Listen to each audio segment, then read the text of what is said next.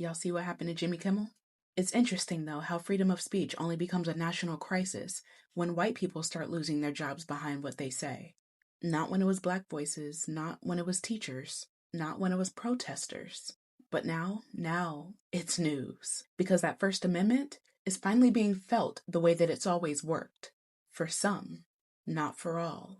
The First Amendment was added to the Constitution in 1791, right? It was supposed to guarantee free speech, free press, religion, protest, and petition. But from the very beginning, it came with limits, just unspoken ones. Black voices weren't protected, indigenous voices weren't heard, women's voices weren't even counted. Abolitionists had their printing presses burnt down. Newspapers that spoke out were violently silenced. The Sedition Act of 1798 made it literally illegal to criticize the government.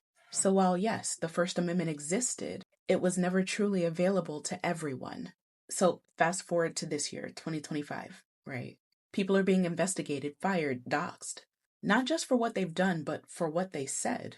Airline workers, teachers, students, artists, professors, nurses. Some are being punished for speaking up about Gaza. Some for criticizing CK. Some for just reposting something that made the wrong people uncomfortable.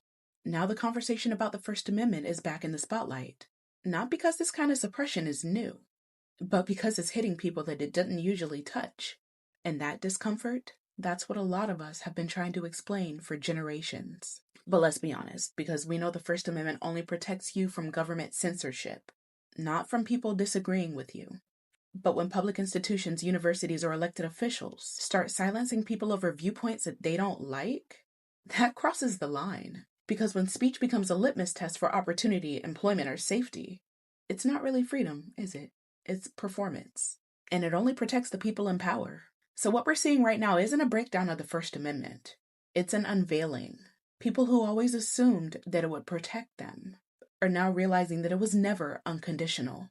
And folks who've always walked on eggshells, we're just watching the rest of the country finally catch up. Free speech was never about who's right. It's about who's allowed. And when that starts shifting, everybody should be paying attention.